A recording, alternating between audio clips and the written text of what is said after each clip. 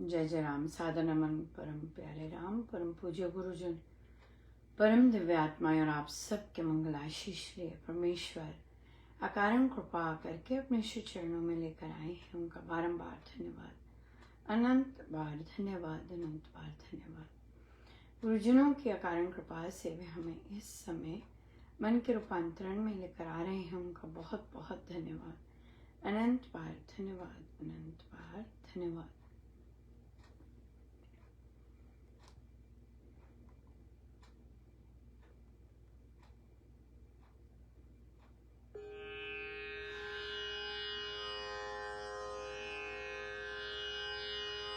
मैया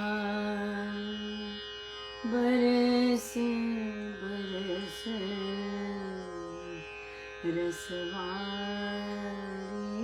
रे, मैया बरस बरस रसवारी रे।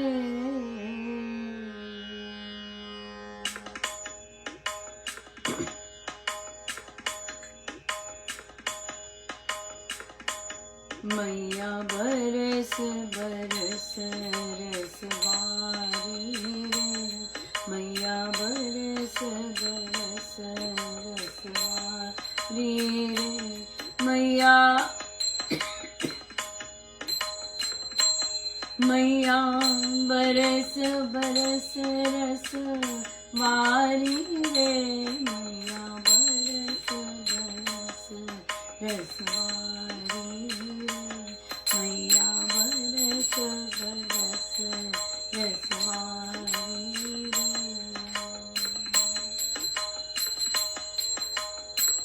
बूंद बूंद पर तेरी जाऊं, बूंद बूंद पर तेरी जाऊं, बार बार बलिहारी रे, मैया बरस बरस रसवारी रे, मैया बरस बरस रसवारी रे।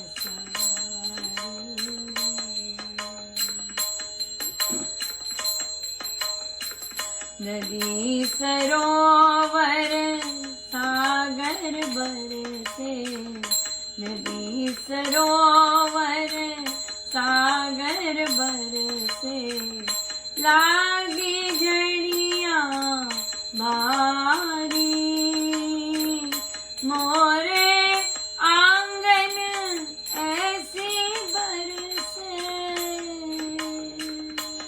मेरे राम मेरे राम मेरे राम, मेरे आंगन ऐसी बरसे, बिन कारण कृपा बरसाई, मैया बरस बरस रसवारी रे, मैया बरस बरस रसवारी रे, मैया बरस बरस रसवारी रे।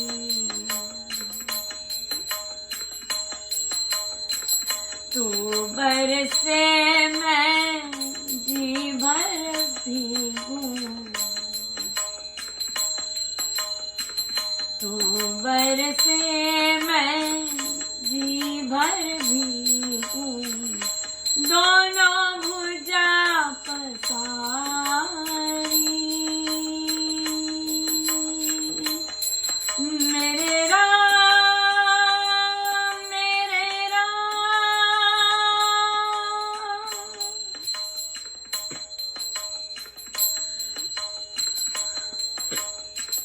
नयन मूंद करे नाचूंगा, अपना आप बिसारी, मैया बरस बरस रसवारी रे, मैया बरस बरस रसवारी रे, मैया बरस बरस रसवारी रे मैया, बरस बरस रसवारी रे मैया, बरस बरस रसवारी रे।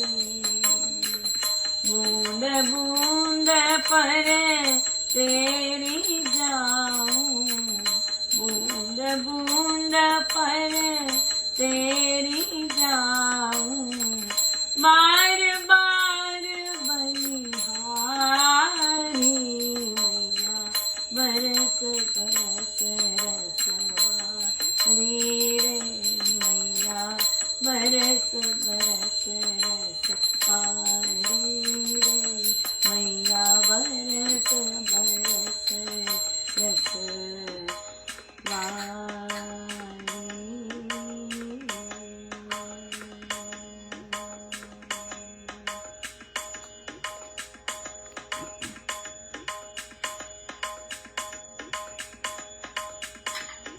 राम कृपा बरसे, राम कृपा बरसे, मुसलाधार बरसे, राम कृपा बरसे, मुसलाधार बरसे, राम कृपा बरसे, मुसलाधार बरसे, राम कृपा बरसे, मुसलाधार बरसे, राम कृपा बरसे, मुसलाधार बरसे,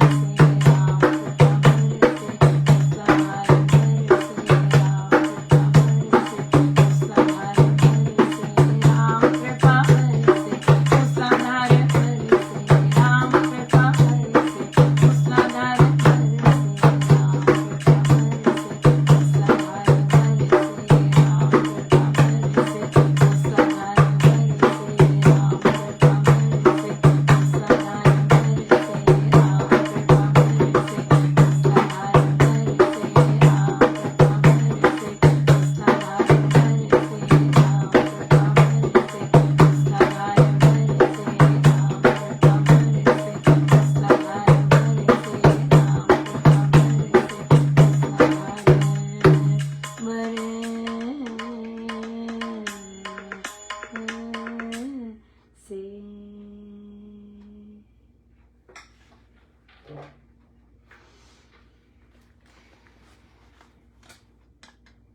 श्री अमृतमणि व्याख्या जी।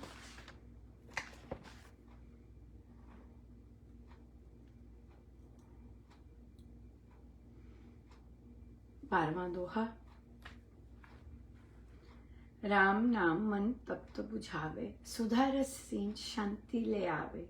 राम राम जपिए कर भाव, सुविधा सुविधि बने बनाव। राम नाम मन की पीड़ा व्यथा को दूर करके उसे अमृत तत्व से सींच कर शांति लाता है।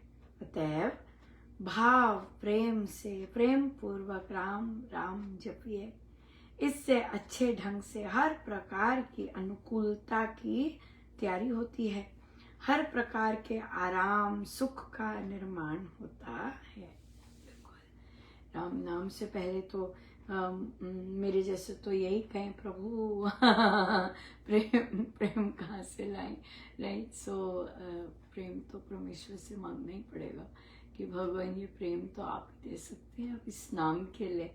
सो कृपा बरसाइएगा कि ये नाम मिले, नाम से प्रेम हो जाए, और फिर जब नाम से प्रेम हो जाए तो फिर तो बात ही क्या है, राइट। सो इसलिए प्रभु से तो नाम के लिए प्रेम की अर्चना प्रार्थना करते रहनी चाहिए।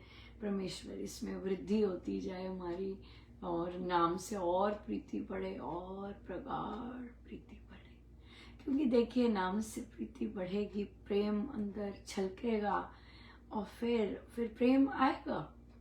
प्रेम से बात करेंगे, प्रेम से द्वेष घृणा ये सब नहीं फिर होता।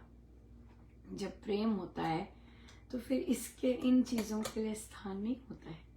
जब प्रेम नहीं होता है तब हम सुन सकते हैं कि हाँ भाई घृणा आ गई, कोई घृणा करता है, कोई द्वेष करता है, इस तरह से। लेकिन जब प्रेम होता है अंदर तो फिर ये शब्द कोई वो नहीं होते हैं।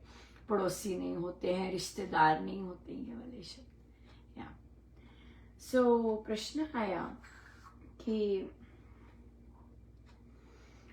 जब कार्य क्षेत्रों में, जैसे कि एक साधिका जी बोले कि उनके कार्य क्षेत्रों में एक दिव्यांग व्यक्ति हैं, तो वो क्या करते हैं कि दिव्यांग होने के का उन्होंने कहा कि वो उसका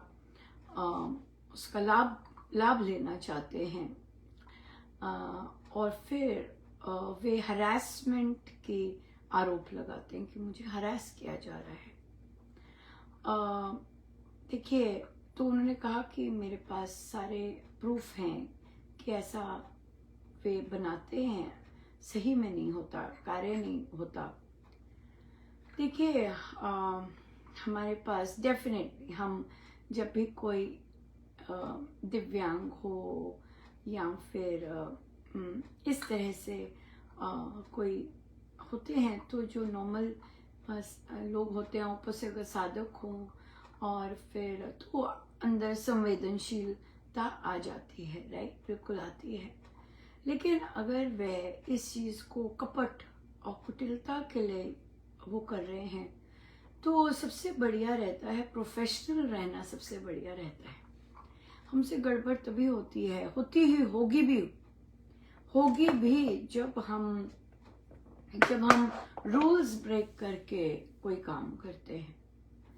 और परमेश्वर फिर ऐसे इंसिडेंट्स तभी लाते हैं कि नहीं, मोह में नहीं आना, जो अपने कर्तव्य हैं वे सही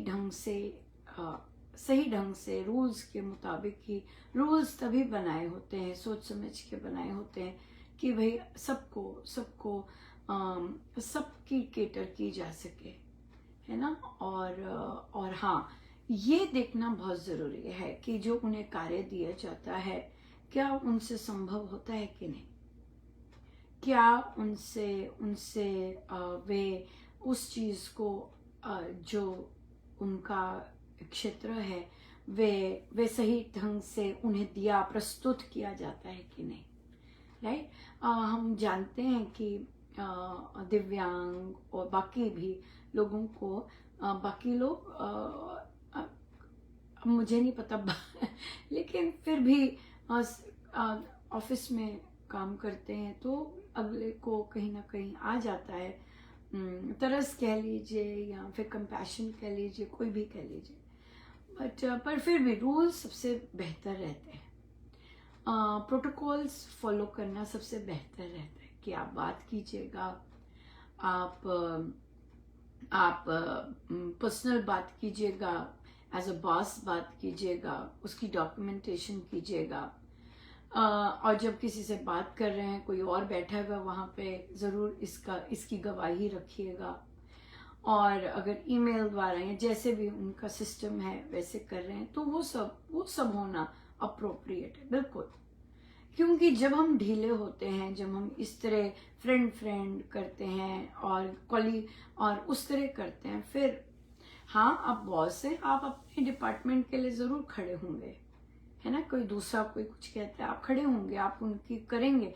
लेकिन अगर आपको ठोस कदम लेना है और बोलना है कि नहीं भाई, अरे आपने ये नहीं किया, प्लीज अभी कीजिएगा, ये वो आपको करना है, राइट। वहां पे आप ढीले नहीं हो सकते। और हमेशा हमें याद रखना है कि परमेश्वर ने अगर हमें किसी जगह पे बिठाया होता है, तो वो वहां पे एक तो हमें सिखाते हैं बहुत, राइट, कि हमें सीखना होता है, और फिर हमें जितना हम रूल्स के मुताबिक चल सके उतना बहुत ही सुंदर रहता है।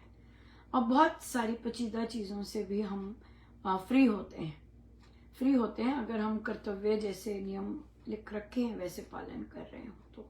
और करने चाहिए, प्रैक्टिस करना चाहिए इस तरह से। बहुत सुंदर, बहुत अच्छा।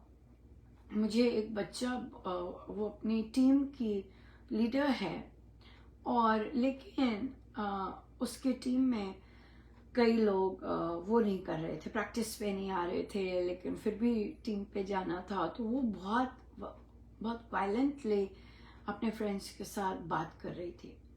और मुझे भी अंदर महाराज यही बोल रहे थे कि बहुत बहुत सुंदर है और सही बात दिखती है और सही बात करती है, लेकिन उसके जब जब कोई चल नहीं रहा होता नियमों के अनुसार तो बहुत फियर्स हो जाती है, उसके शब्द कटु और अंक सब कुछ गड़बड़ हो जाता है।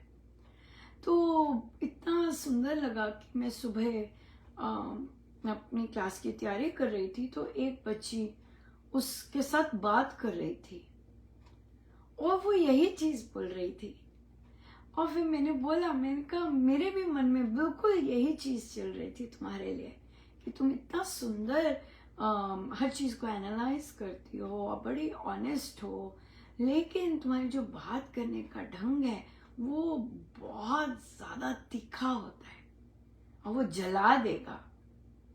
तो और यही ग्रोथ होती है कि अगर हम सीखें कि हमें बात कैसे करनी है और हमें रूल्स भी फॉलो करने हैं, हमें बोलना भी है कि तुम सही नहीं कर रहे हो, और गलत ढंग से गाली गलौज करने की बजाय हम सही ढंग से उसे आर्टिकुलेट कर सकें और मैसेज पहुंचा सकें। Nothing like it at all. So इसलिए ये मैच्योरिटी होती है कि हम बात रखें भी और सही ढंग से रखें, जिससे अगला सुने भी, अगले को पता भी चले कि हाँ भाई ये हो रहा है, और हमारा जो कर्म है इतना सुंदर जो हम कर रहे हैं वो नेगेटिव में ना जाए, है ना। नेगेटिव में जाएगा तो फिर क्योंकि वो तीखी अग्नि की तरह होता है, ये बात है। सो इसलिए उसके लिए फिर प्रैक्टिस ही होती है, बहुत सुंदर होती है। बहुत सुंदर एक बच्चे ने पूछा कि प्रभु तो कण कण में है, हमारे अंदर भी है, हमने नाम दीक्षा ली है, सो हमारे अंदर भी विराजमान है, तो फिर श्री अमृतवाणी जी में ये क्यों कहा कि भीतर बसे, है ना, कि प्रभु आकर भीतर बसे, तो इसका क्या मतलब हुआ। देखिए, प्रभु के कारण ही हम हर कार्य कर सकते हैं, प्रभु के कारण ही हम बोल सकते हैं, देख सकते हैं, उनकी शक्ति के कारण ही। तो जब प्रभु जागृत, जो हमारा मंत्र है बीच में, जब वे जागृत होते हैं, जब हम मानते हैं कि वे जागृत हैं, तो क्या हो जाता है कि हमारी जो बाकी फैकल्टीज है वो साफ होने लग जाती हैं, और परमेश्वर जो है जैसे भीतर बसे, है ना, इस तरह से कहा, तो फिर या मेरे भीतर विराजे, जैसे भी धुनें आती हैं, तो उसमें फिर हम प्रभु को जगाने का वो कार्य होता है कि हम जैसे हम मंत्र योग से, नाम योग से, या फिर परमेश्वर से का जब नाम लेते हैं, बड़े भाव चाव से जब ले रहे होते हैं, तो फिर वो और मान रहे होते हैं, बिलीव कर रहे होते हैं कि मेरे राम जागृत हैं भीतर। जब ऐसे बिलीव कर रहे होते हैं तब वे जागृत होते हैं, और फिर हमारी डे टू डे लाइफ में बहुत सुंदर काम करते हैं, बहुत ही सुंदर। सो समय तो हो गया, बहुत ही सुंदर, बहुत सुंदर दिन रहा आज, और बहुत ही कृपामय दिन रहा, और बहुत सुंदर, बहुत ही सुंदर, बड़ी कृपा है गुरुजनों की, अनंत अनंत कृपा है गुरुजनों की। आइए सीधे होके बैठे।